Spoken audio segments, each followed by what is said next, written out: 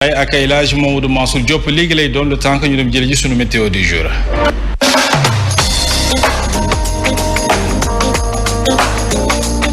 maa ngi ziar képp ku ñuy teewlu sur Zik FM wala sax nag sur la chaîne leader di Sen TV di ziar waa bloc la matinale ci noonu nag ñu dikk ci suñu ay prévision météo dañ koy tàmbalee gën ko yaatal incha allah ci biir suba teel kon nag jant bi dina fenk aux environs de 7h15 19h20 mu daal di jublu soo ci bés bi waaye ba tey nag app bi dina toll ci 12h05 de durée solaire ci itam transit solaire bi maanaam jant bi dina gën a fës ci waxtu 13h 17 degrés ba tey moo di température ndox mi kon nag 18 degrés boobule moom ci la ñuy toll ci waxtu yi ni ñuy waxtaanee lii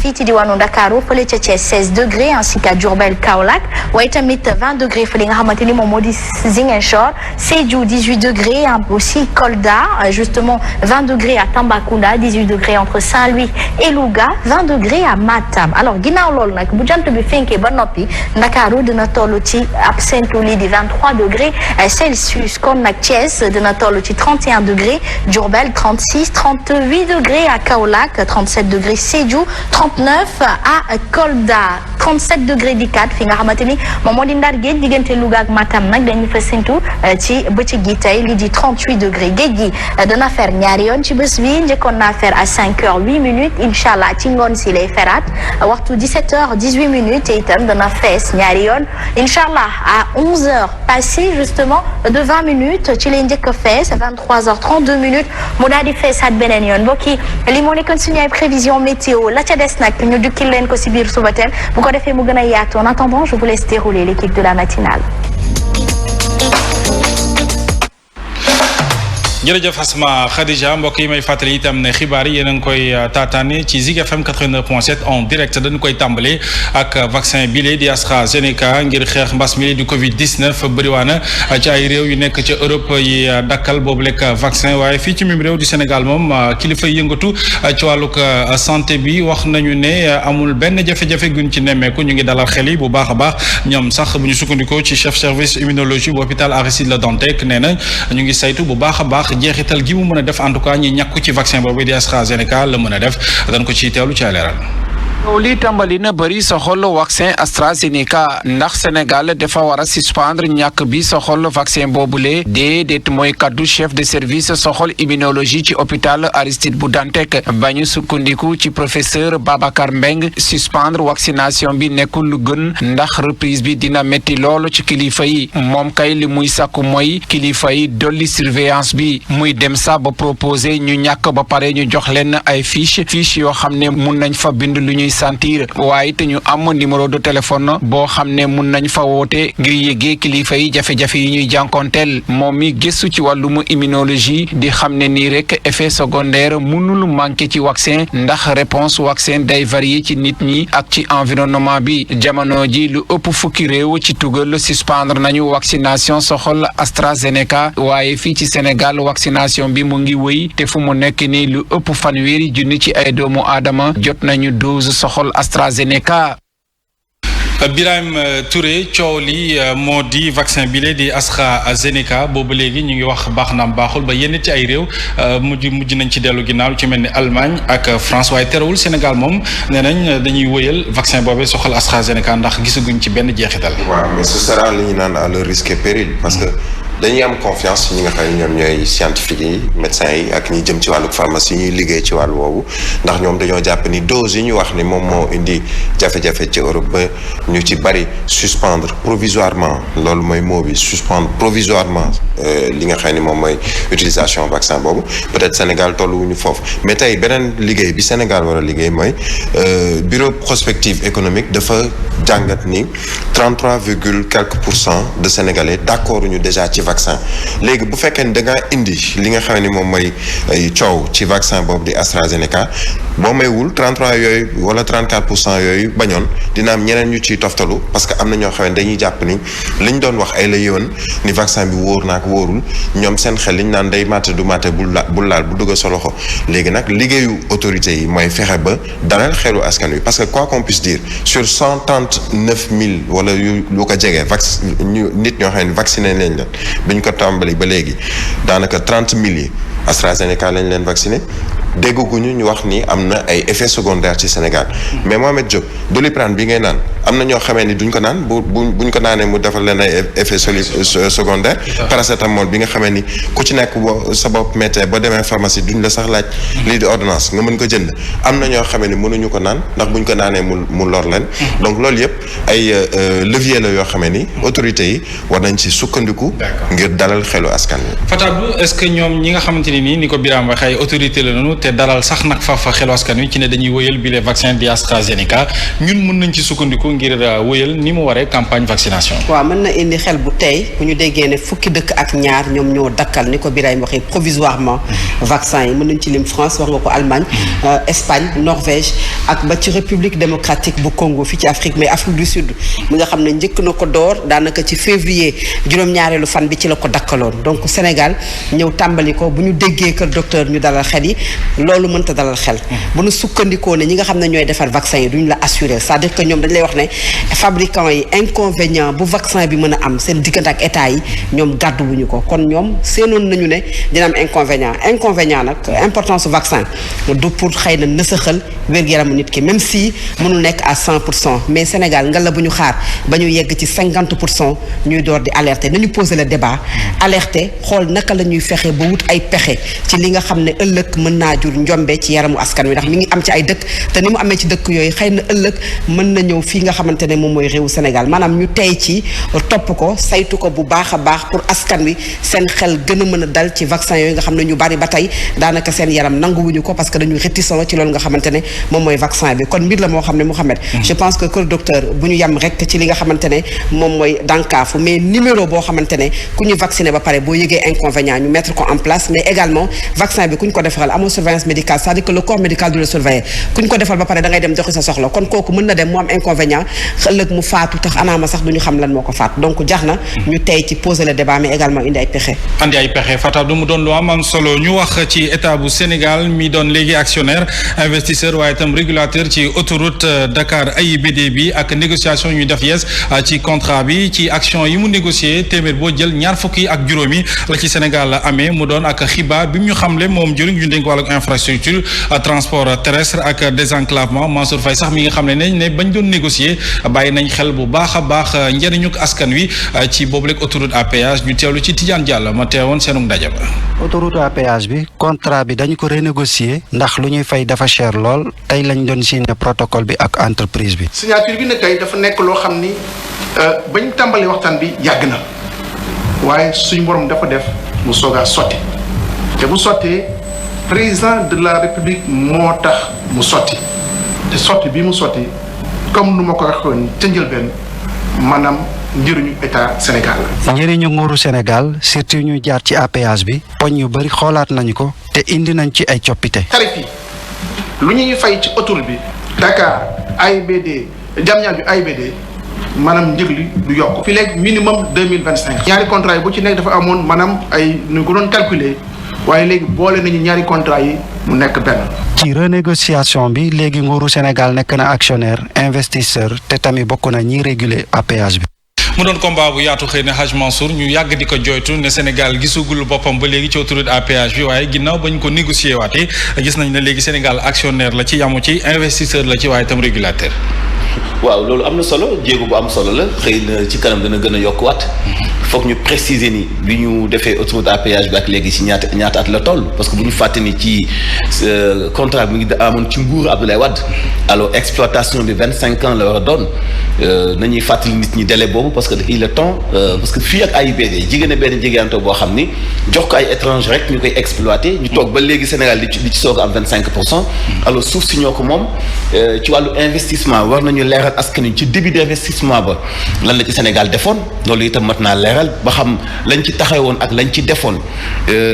permettre nañu ñu yem képp ci suñu am 25% 25%. ok après 25% yi itam lan lañ ciy xaar comme retombée ci consommateur bi lambda. parce que yàgg nañuy kaas ba njiit réew bu Sénégal sax digge woon na fi nii daañu ko xoolaat jàmbalaat ko waaye dafa mel ni boobu ba léegi ñi koy exploité dañu lànk ndax defuñu benn jéego pour wàññi ko la ma doon jar lay jar ba léegi xam nga fii ak AIBD nga fay ci 2000 francs ci tali xel mënu koo nangu donc nag def nañu ab jéego mun nañ ci am yaakaar ni xëy na dana yokkuwaat fii ak ay at yu néew mais toujours ñu leen di fàttali ci war nañuy préciser ci kanamu askan wi ñaata at la ñu exploité gul autoroute à péage. très bien Birahim na xam téeméer boo jël ñaar fukki ak juróomi muy 25% doy na sëkk ñu wax ne Sénégal négocier na négociation bu baax rax ci dool itam jëriñ ñi dafa annoncé ne ba ñuy négocier bàyyi nañu xel bu baax a baax usagers yi maanaam ñay jël wala ñay tàmm di jël autoroute à péage. waaw loolu peut-être on le verra sur les actions mooy bu fekkee ni autoroute à péage bi am na négociation boo xamee ni jëriñ na Sénégal mais sénégalais bi nga xam ne moom mooy dem ci ku mel ni Mansour week-end bu nekk mu dem Kër Song war na feeñ ci poosam nga xamee ni su waree fay fa mu doon fay 1500 peut-être 1000 francs la fay mais fi mu waxee li ci important mooy Sénégal waruñu à partir de ci jamono ji ñu toll di joxe ay liggéey ay étranger ba pare dem di ci ginnaaw di négocier naan dama ci war a am 20% dama ci am 15% xam nga ñu koy wax ci autoroute à péage bu subaa dañ ko wax ci aéroport international Blaise Diagne bu Diass gannaaw suba dañ ko wax ci beneen tronçon bi nga xam ne moom moo jëm Ila Touba dañ ko wax ci yeneen ak yeneen donc la négociation des contrats même bu fekkee ne yow peut-être amoo doole yu tabax yenn infrastructure donte loolu d'accord ma ci parce que am nay sénégalais yoo xam ne ni boo leen joxee les moyens suffisants ñu tabaxal la ay infrastructure yu ci mel ne ay tali waruñu xaar ba après ñuy dem nag di seet nu ñuy négocier li ñu naan renégociation accord wala contrat te sa dëkk lañ ko defee daanaka say employé wala say doom la ñu jël employé leen mais gannaaw gi xaalis bi yëpp ci ñoom lay dellu. ci ñoom lay dellu ci noonu sax Birahim Touré wàññi gi nga xam te ne askan wi yëpp sàkkoon nañu ko ci ñu wàññi ko tarif autoroute à péage bi mënagul nekk moom jamono ji waaye nañu xam ne sénégalais yooyu dootuñu nemmeeku yokku jëm ci wàllu autoroute à péage boobee du samay kaddu yi directeur général bu APEX la Mountaga Sy moom sax mi nga xam ne état bu Sénégal moom la ñu sas mboolem seen éclairage ak boobu léegi autoroute à péage ñu teewlu ko. état dina participer ci li ñuy def yëpp xool seen recette ak seen charge d'exploitation. État dina gérer aussi évolution ak investissement yi ñëw parce que dinañ teg bëtam état investisseur dina jël ci koppar yi autoroute à péage di générer état bi moom suufam dinañ ko fay 800 millions par année li néew as 800 millions par année loolu je pense que c'est important. Fatadou est-ce que li askan wi doon sàkk muy nag dëggantaan ñu wàññi njëgoog tarif ak péage bi loolee maanaam yemoon nag ak li jëriñ ji wax ne ba ñuy négocier Sénégal wala ñi nga xam te ni tàmm nañu jël autoroute à péage bi maanaam bàyyi nañ ci xel bu baax a baax. xam nga lan moo jaaxle maanaam Sénégal at yi yëpp mu négocier contrat boo xamante ne mu bàyyi ba 2021 mu door am 25% di ko damu maanaam at yu jiitu yëpp ñi négocier contrat bi ñoom ñi nga xam ne ñu ñoo leen jox suñu suuf ñu def ci investissement boo xam ne à 80% ñoom le bénéfice bi majoritaire bi ñoom ñu jël ko muy Eiffage loolu moom mooy problème bi Mouhamed je pense que fii nga xamante ne fi la ñu yegg si tey muy renégocier ba am 25% bu dee ndam tamit ndam lu des la et que ndam li bu fekkee am na ci nguuru Sénégal ñi nga xam ne ñoom ñooy dem ak ñoom ñooy dikk war nañu ko sentir bi mooy mënoo jóge Dakar war a dem fu mel ne AIBD nga fay loo xamante ne tey boo doon seet ci sous région bi wala nga dem ci biti réew amul dëkk boo xamante ne néew na boo ko gis loo koy fay ci péage ni mu chéré ci réew Sénégal ci dëkk boo xamante ne moo joxe suufam joxe lu bëri war a defaat beneen investissement boo xam ne dañoo bàyyi ba 2021 ñu doon wax éclairage bu autoroute à péage bi ça pose problème et que loolu état daf koy war di teel a corriger c'est-à-dire que duñu yegsi ba fii rek nga xam ne peut-être dem nañ assemblée nationale wax nañu li nga xamante ne mooy suuf si duñ ci am coow lu jóg association yi taxaw ñu door a indi pexe la woo xamante ne état dafa war di prévoir di wut solution ba tax na li nga xam ne moo war a dugg ci gafaam di dugg ci gafaam askan wi di ko mën a sentir. am na leneen lu mu ci négocier Hadj Mansour waaye am na leneen lu mu sas état itam li mu war a def. négociation kay am ci sax. parce que man bi nga waxee ni état bu Sénégal léegi am na ci 25% dama tàcc woon mais après élément wu directeur général bu APIX dama tiitaat parce que Sénégal li mu def ci investissement te amu ci moom lu dul benn symbole 4000 francs par an ñu soog a toll ci di négocier waat ngay fay diggante Dakar AIBD 2000 francs AIBD ba Touba nga fay 2500 nga xam ne y a problème ci ñaari nation yi nga xam ñoom ñoo construire autoroute à péage fii ci Sénégal lan moo tax chinois yi gën a yombale tubaab yi loolu question la bi ci des mooy bu fekkee dañ ne la léegi am nga 25% mais yaay def ay lamp ci kaw tali bi investissement baneen mais investissement boobu est-ce que du dabe ci wàllu mën a dugg ci biir société bi mën a bokk ci ñuy exploiter loolu li nga ciy dabe moo lay permettre nga am 25%. mais kay wax dëgg yàlla nag toog ba léegi ñun la léegi am nga 25% mais yaay defar lamp yi. Eiffage mooy defar lamp yi mun na lu mat a fàttali la Hadj Mansour waaye saytu gi la ñu wax ne état bu Sénégal la ñu ko dénk. xëy na moom mooy saytu mooy defar lamp yi tant mieux. mu ngi noonu kon ñu wéyal ba léegi xibaar yi wax ci centre d'état civil yi nga xamante ni nii dañu ko caxate woon ci manifestation yi fi jot a jaar yu bëri ci ay dossiers yàqu rawatina mairie yi nga xamante ni nii bëri waa na ci Ndakaaru yu ñu tasaare loolee itam tax na ñu daal di sampab laaj ci ne ndax am projet boobee soxaloon digitalisation ak numérisation état civil duñu ci tàbbi faf loolee nag waxtaane nañu ko ci ndaje bu am solo wi ñu doon amal ci revue annuelle sectorielle ministère des collectivités territoriales développement ak aménagement du territoire ki nga xam te ni moo di njiitalug maire yu Sénégal yi nag ñaawlu na njëkk doxalin wi ci ndaw ñi yi caxate yenn ci ay mairie waaye wax nañu ne ñoom daañu taxaw tem ngi digitalisation boobu mën a ñoŋ ay toit ñi nga moo teewoon ci seen ndaje ba. ci manifestation yi fi amoon jamono yi ñu génn yenn ci ay maire yi dañ leen a tojate président bu AMS di ñaawlu lu ni mel. dama koy ñaawlu maanaam dama koy condamner avec la plus grande fermeté. di yàq ay documents yu nga xamante ne reconstituer ko dana jafe waxuma sax matériel bi ñu yàq waaye information yu yàq. musiba la boo xamante ne amul lenn lu ko mun a expliquer. projet bu am solo liggéey nañ ci muy numérisation digitalisation te loolu permettre nañu ñu def ay jéego yu am solo. mu ngi waas kan wi ci dal. jël lu nga xam ne yow sa alalu bopp la nga yàqati ko ba ëllëg boo ko soxlaa nga am problème loolu defe naa bokkul ci xel vraiment ñu bàyyi xel li nga xam ne ñun ñëpp ñoo ko bokk mun ngaa mere maire bi mun nga mere ministre bi waaye. li nga xam boo ko yàqee sa bopp nga ko yàqal dafa amul sens daal te lor gi ñëpp lay daj. jëwri ñu bokk moomeel yi xayma na jéego yi ñu def ci fonction publique locale bi ak li ñuy amal ëllëg ci revue annuelle sectorielle bi mu doon def. Birame bokk na ci jeexital yu bon yu nu mën a nemmeeku ci manifestation yi fi jot a jaar mooy ay mairie yu ñu toj bëri waa na itam ay mairie yu ñu taal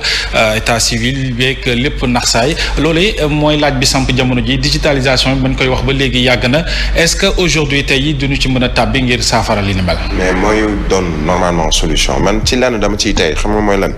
quel est l'intérêt ak kan mooy taal li nga xam ne moom mooy ay bërëb yoo xam ne dafa am ay fichier li nga xam ne moom mooy lu jëm ci wàllu carte d'identité lañ koy defaree ak yu ni mel ci biir ay mairie yemuñu ci parce que dañuy wax waxu digitalisation numérisation wala informatisation mais taal nañu ay mairie ci yenn bërëb yoo xam ni dañoo ñëw fekk bureau bi nga xam ne moom moo dencoon lépp lu jëm ci wàllu kayitu suuf. ñu taal ko donc loolu lu tax ma ne dama ciy tey mooy il faut nécessairement mu am enquête ci wàllu woowu beneen bi mooy tey dañoo taxawal benn kuréel di ADIE agence de l'informatique de l'État tey seen liggéey moo nekkoon bu ñu leen taxawalee ba tey yaakaar naa c'est Cheikh Bakhoum moom moo ko jiite mooy fexe ba lépp lu jëm ci wàllu fichier ay kayit ak yooyu disparaître un peu ci li nga xam ne moom mooy état bu ñu waxee état muy état central waaye tamit mairie yi parce que ay démembrement wu état lañu fexe ba loolu gaaw ba nga xamee ni dinay am benn serveur peut-être central boo xamee ni du nekk ca biir mairie ba boo taalee tamit du tey serveur central bi am na données wu Fatou Abdou am données wu Mansour Diop wala Mohamed Diop et cetera mais loolu je pense que boo fekkee ne da nga taxawal ay structure am na loo xamee ni sooxe na ci foofu il faut nga taxaw def enquête ubbi xool lan moo waral ba lii ñu waxoon ci ay at a ngi nii ba léegi mënuñu fexe ba mottali ko. très bien Fatou du juróom-ñaari at a ngi nii projet bi buñ ko sumbee waaye ba léegi dafa tàggatem bi France daal di xëdde mënuguñu yegg ba léegi ci numérisation boobu wala digitalisation boobu. en 2014 la ñu ko waxoon que dañuy fexe lépp loo xamante ne état civil kayit bu jóge ci mairie ñu def ko ci xarala yu yees yi 2014 ak léegi Mouhamed boo doon wër région bu Ndakaaru rek bu ñu ko dajalee sax amaana région bu Thiès bi nga xam ne moom moo ñu gën a jege am na ci ay gox yoo xam ne boo fa demee boo soxlaa kayit dañuy wàccee ay papier di ko wàccee di la ko seetal mu lay firndeel ne loolu nga xam ne wax nañu koppar goo xam ne dafay jóge ci ndimbalu Union européenne dugg ci réewu Sénégal ñu ciy wax wax presque lu ëpp fukki milliards ak juróom-ñett yoo xam ne war nañ ko ci dugal bu ñu sukkandikoo ci jëriñ juñ dañ collectivité locale mooy koppar googu ñu waxoon ndax dugg nag duggul lu mu ci mënti doon mbir la moo xamante ne ba tey yembul ci li nga xam ne moom mooy mairie yi donc lii nga xamante ne tey ndaw yi def nañ ko manifestation jotee ñu yàq loo xamante ne après ñoo koy wutiwaat soxla ko bu ëllëgee mu doon jafe-jafe ci ñoom état mënoon na koo régler mooy fexe ba digitalisation ak numérisation bi nga xam ne wax nañu ko ci lépp luy këyit ñu mën ko parce que Sénégal nag dafa toll foofu dépassé nañu fooy wutee këyit di déplacé wu di dugg ci ay car di dem di yendu dëkk ak dëkk pour nga am këyit woo xamante ne dañ la koy wëral suba ba ngoon pour jot te am na yaa des localités yoo xam ne boo fa demee balaa ngaa jot këyit dañuy wàccee di yebbi te mën nga faa xëy balaa nga faa jóge daanaka ngoon alors que temps nit ki dafa précieux ci moom donc loolu également nguur gi war na ci gën a def ay jéego pour que ñu am solution par rapport à ça. yamul sax xaajmaa soo ci digitalisation bi waaye lu jëm ci wàllu état civil moom gis nañu ne am nay rëq-rëq yu bari ñu war a mën a joyanti. ñoom xam nañu ko sax d'ailleurs parce que léegi boo demee di wut extrait de naissance gis nga temps bi nga fay def gis nga itam ni nga fay yàggee mais xam nga li gën a doy waar maire yi gouvernance lan la locale kon amul bu fekkoon woon seen gestion baax na seen politique bi nga xam ni moo dox seen diggante contrat ak askan bi bu askan bi mératee du ñu jubal foofu parce que dañuy xam ni ñoom ak seen maire ñoo far parce que dañu leen trahir parce que dañ leen wóolutul parce que dañ leen décevoir ba foog nañu ni bu ñuy attaqué maire du ñu xàmmee sax état civil maire ba dong la ñuy song parce que dañuy jéppi ki nga xam mooy seen gouvernement ca foofu noonu mooy li tax d'ailleurs ñu war a xoolaat gestion maire yi tey amu ci benn maire boo xam ni li nga am ci wàllu budget boo dajale woon ñetti at rek di nga mën a defal sa bopp sa informatisation wu sa ay état civil benn ñaari bi ci des am na maire yoo xam dañuy wax ni dañu digitaliser seen i ay état civil mais amul ça n'existe pas gis nga digitalisation état civil même remplir ak bi sax mun na ñàkk c'est-à-dire que tellement dafa yomb léegi nag question bi mooy kan moo wax ni dafa informatiser état civil am et permettre les journalistes ñu dem vérifier xool ba xam loolu am na wala amul xam nga la mooy dëgg tey li tax askan wi état civil yi bay dem di ko lakk c'est vrai que du yoon nag du yoon mais mooy ña fa nekk dañ leen a décevoir léegi kon li jaadu mooy ña fa nekk ci façon boo xam dafa illégal pendant ñaari at ak genn wàll ñu soppi gestion bi. ñu xoolaat seen toogaay Hadj Mansour ñu wax sax faf ci xibaar bu neex bi li ci militaire invalide yi ñoom nag ubbil nañu leen kër bu ñu duppee kër jàmbaar yi ni ki tey ci suba ngir mu mën a accueillir ñi nga xamante ni ay militaire invalide lañu yu njëkk ca Wakam mu mel ni kon nak na lu am solo ci lu jëm ci wàllu seen prise en charge ni ki tey ci suba nag la ñu ko daal di dalloo ci teewaay ko jëriñ ñu dénk wàllu forces armées yeneen infrastructure ak lii mën a kon ñoŋal plateau médical bi itam ñu ngi koy xaarandi wala sax réceptionné na ko moom jëriñ ji ci hôpital militaire ba ne ca Wakam ñu teewlu ci Ndeye Khady Diouf ma ñu fa teewloon. kër jàmbaar yi di bërëb boo xamante ne dañu koo jagleel militaire invalide yi. kër jàmbaar yi va permettre. kër jàmbaar yi dina mën a tax ñu saytu wér gu yaramu militaire yi jamono ju ñu leen hospitalisé ba ñuy wér ci faj gu ñuy def ci ñoom ci seen wàllu jëmm ak seen wàllu xel. psychologique optimale. mu am 25 ci ay chambre individuelle kër jàmbaar yi tàmbali na dalal ay malaadam. ñuy wax ne ci diir bu gàtt rek centre bi tàmbali na liggéeyam te jot naa dalal ay aji tawat. yeneen ci ay bërëb yu ñu yeesal ci hôpital militaire bu Wakam dal dinañu ko dalloo. centrale de production d'oxygène, un incinérateur. bokk na ci ay réanimation incinérateur laboratoire d'imagerie banque de sang ak yeneen ak yeneen. et la liste n'est pas exhaustive. nga xamante ne moom moo jiite établissement de santé fii ci Sénégal di rafetlu lim fi gis muy xamle ne lépp loo xamante ne jumtuwaay la bu nuy fekk biti réew te mu xarañ ci wàllu wérgu yaram dal dina fi am. Birame initiative bi ni mel naka lañ ko mën a jàngate bu ñu xamee ne militaire invalide yi yàgg nañu sax faf di manifester ngir ñaawlu xëy na prise en charge gu bon gi nu amee wala sax ñenn ñi duñ ko am loolee lépp itam lii buñ ci jotee ndax war na mën a ñëw doon saafara ci seen i bébét. dama jàpp ne dañoo rectifier ay erreurs yu amoon ndax militaire ci réew dañ ko war a fonk mais tey hôpitaux yi gën a mag ci Sénégal mën naa leen lim bu ci mel ni hôpital principal mais militaire ak jiite médecin militaire yi daanaka ci service yu bari ñoom ñoo fa ne mais ñoom bu ñu soxlaa faju wala ñu am ay jafe-jafe mu doon un problème pour ñoom donc tant mieux bu ñu leen ubbilee bërëb bu mel nii te tant mieux également bu ñu saytoo militaires yi ci seen wàllug wér-gu-yaram mais buñ ci yem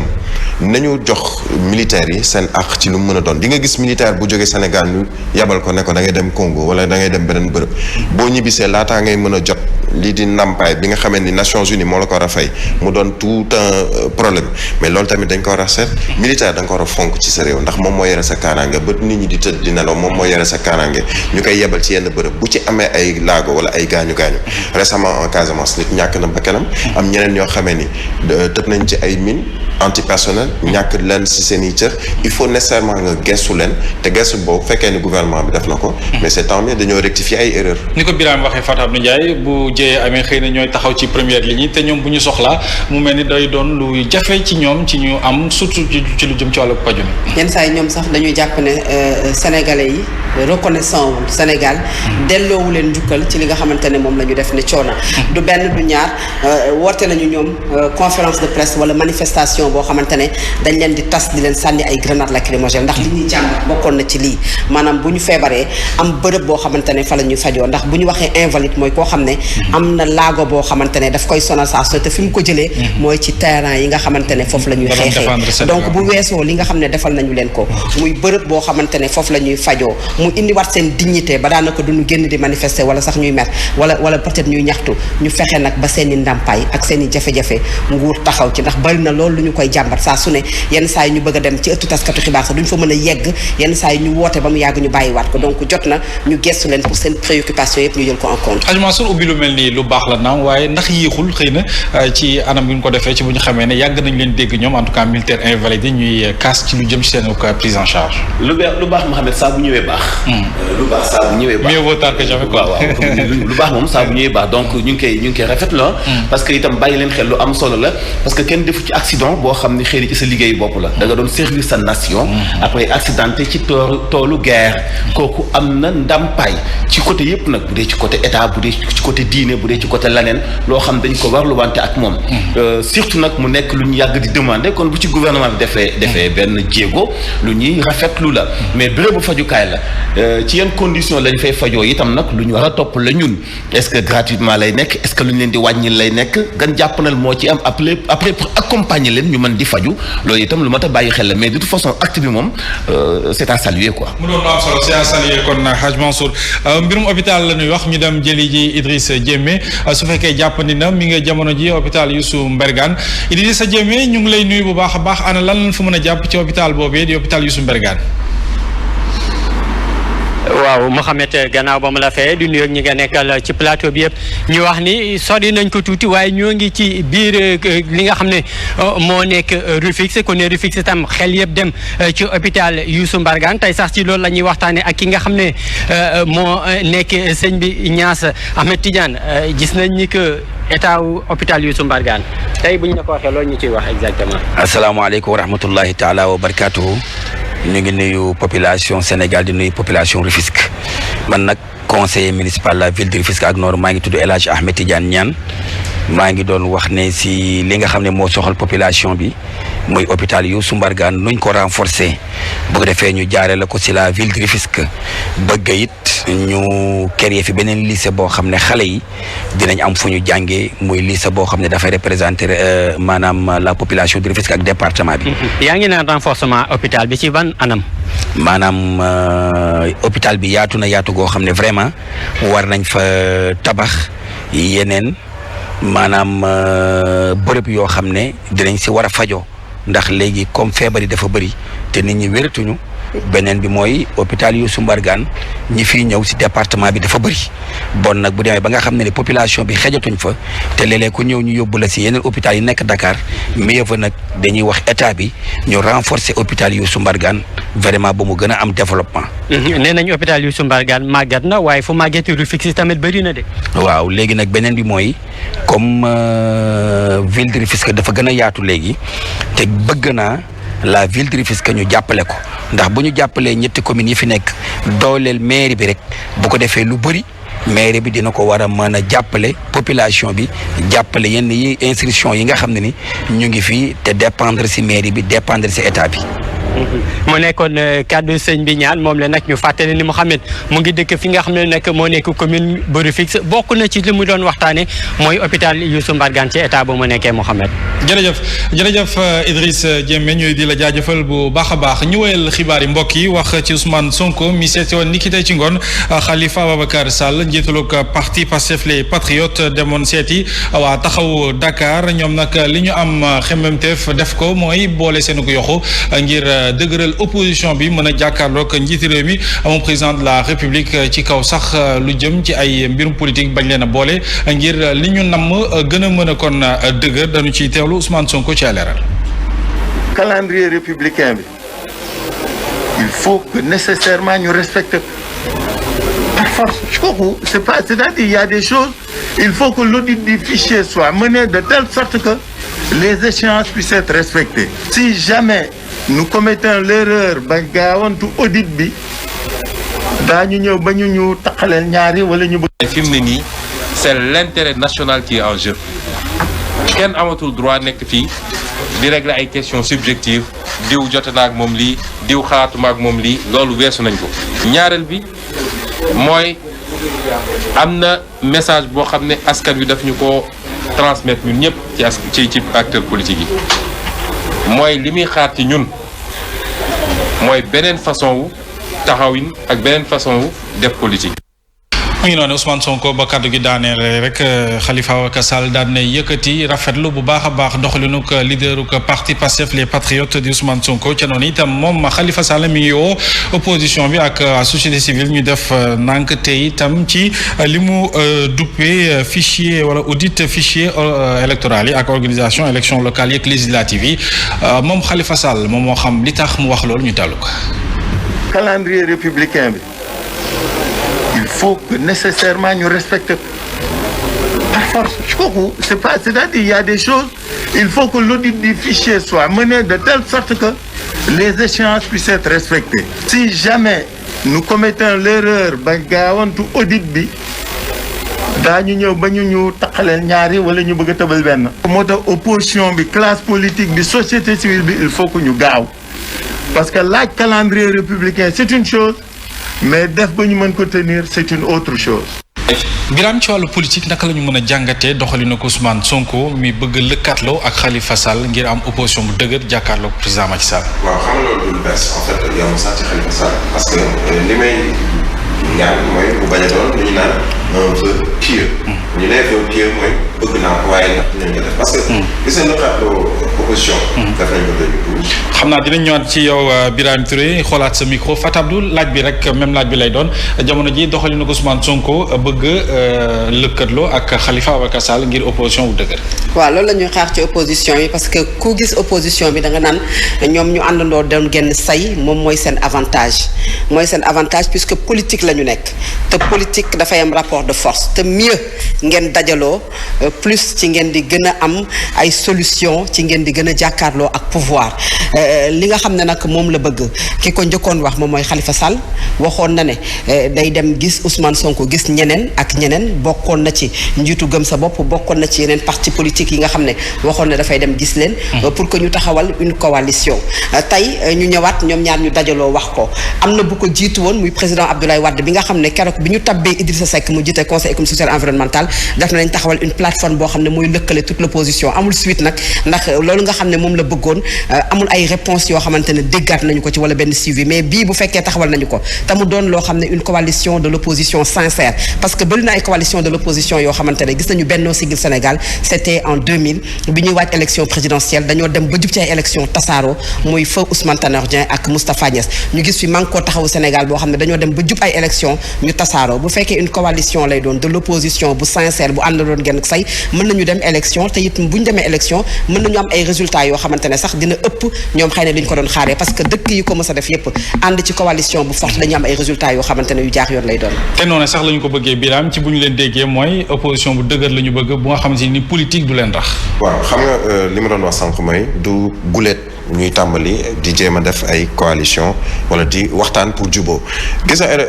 parrainage bi ñuy wax parrainage opposition bi yëpp dañ taxoon ne ni kenn du dem parrainage am ñaar ñett ñu ci commencé rocceeku ñëpp nag dem ci parrainage gis nañ fu mu mujjee Macky Sall tànn ñu muy jonganteel ci élection di maanaam di dem ci làmb ji ne ni diw ak diw laay bëreel ndax xam naa ni peut-être maa leen dinaa leen daan mais la nouvelle donne ci mbir mi mooy askan wi dafa am benn signal bu mu lancé très récemment ci manifestation yi ci am pour wan politiciens yi ni attention on vous a à l'œil du lu leen neex ngeen di doxalee à partir de maintenant léegi nag il s'agit maintenant askan woowu ci boppam ñoom ñooy garantir li nga xam ne moom mooy le jeu démocratique le jeu politique ne ni yéen a waxoon ni da ngeen di manko pour dem ci benn jongante muy ci élection législative wala élection locale wala élection présidentielle bu ngeen ko deful ñu wan leen ginnaaw ànd ak ñi nga xamee ni dañoo ànd booloo doon benn saa yi moo tax ma ni espérons que ce ne sera pas un vœu pieux. Hadj Mansour est-ce que bi lekk lëkkaloo muy bu Khalifa Sall ak Ousmane Sonko mën na jot dara. bien sûr mën na am lu mu indi te loolu dafa jaadu sax nag Mohamed gis nga am réew dafay am opposition bu dëgër bañ am opposition buy simmi mbubb ak di ko solaat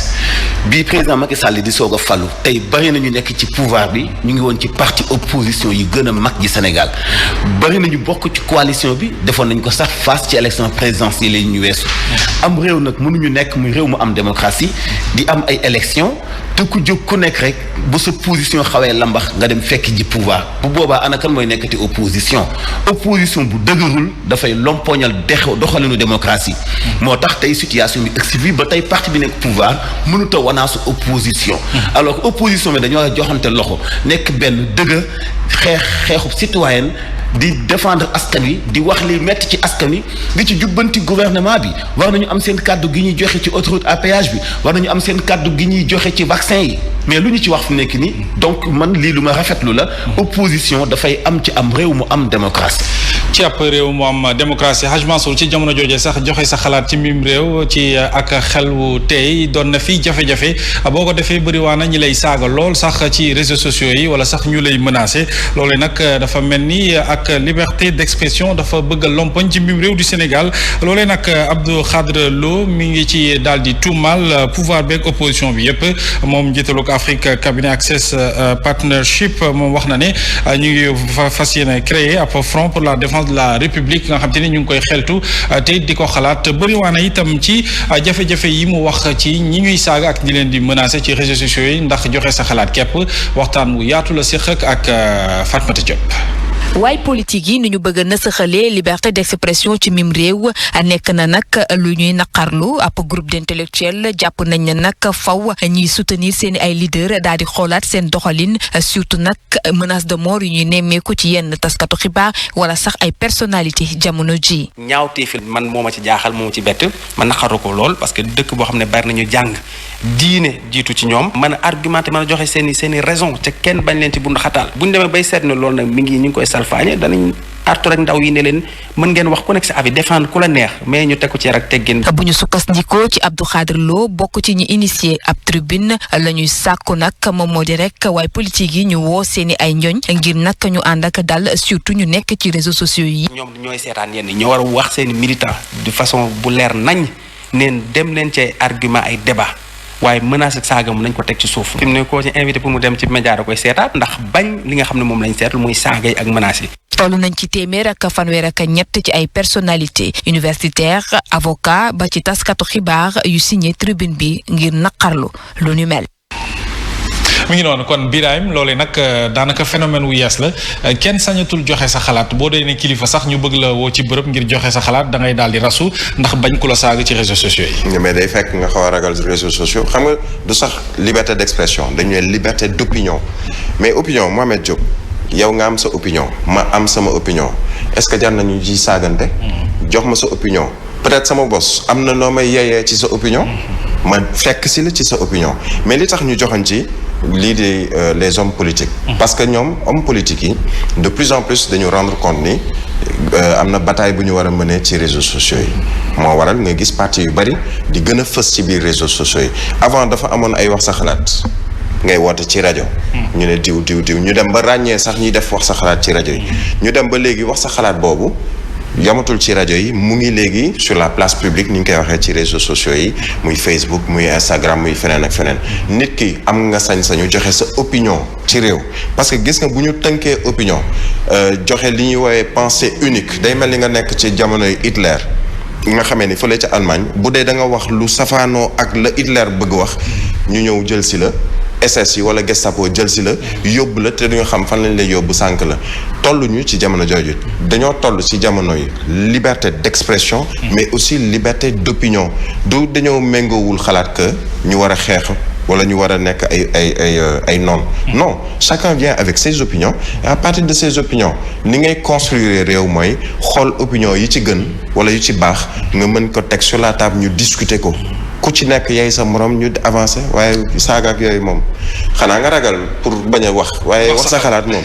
duñu ko tere ci bi sax Fatou Abdou Ndiaye ni mu ko duppee mooy terrorisme ci réseaux sociaux yi est-ce que yegguñu justement ci wàllu terrorisme waaw ndax bu fekkee ne dañu ko inscrire ci constitution parce que liberté d'expression dafa tënku ci biir constitution bu Sénégal gis nga liberté de manifester ni ñu yàggee toog fii bu ñu teree manifestation ñu bañ ne ñu ko teree teguñu ko fenn parce que bañ na ko ba régime déclaratif la ndax dañu ko tënk ci biir constitution noonu la ñu tënkee ci biir constitution bu Sénégal la liberté d'expression ku nekk am nga sa sañ-sañ wax sa xalaat wax ko ci yar ak teggin goo xamante ne nag kenn mënu ko dindi lu dul da ngay mën a gëm boo mënta gëm sa morom gëm je pense que noonu la Sénégal war a doxee waruñu yegg sax bay bàyyi xel ne réseaux sociaux bi boo ci waxee di la ñu lay wax boo ci defee parce que nag épargné wuñu kenn bàyyi wuñu taskatu xibaar bi bàyyi wuñu wal politique bi bàyyi wuñu kilifa diine bi sagam ñi nga xamante ne ñoom la ñuy yaakaar ñoom la ñuy ngañ kon ñoom duñu fi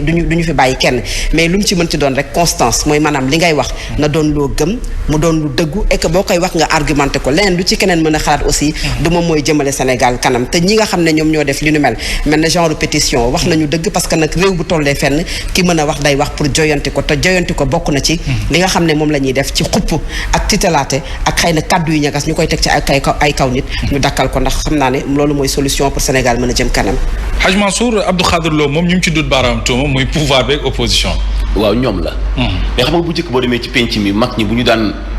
jubbanti wala ñu jubale ñu dëngoo. daaw ñu tenir compte ci waxtaanu kippaar ak waxtaanu pind teen. gis nga ñi saaga ci réseaux sociaux yi kilifa rek la ñuy saaga. mooy wane ñoom nañu mel. wala koo xam ne bokkut ak ñoom position benn baykat bi wax ci bay yow xamoo ci bay mais am nga intérêt pour saaga ko loolu donc moo la ci neex donc yow bi nga xam ne yaa nekk ci benn position yaa dul tenir compte ci ki nga xam ni dafa toog ci kippaaram di la sànni ay trac yow nekkal ci li nga nekk def sa liggéey moom bu ñëwee li muy wax du ko def ci réseaux sociaux day ñëw jàkkaarloog yow mais bu la yàlla dara jaale nag ci yow nga nekk kilifa ci wàllu politique wala nga nekk kilifa nekk koo xam ni da nga am kàddu di wax ñu lay dégg doo tontu ay bese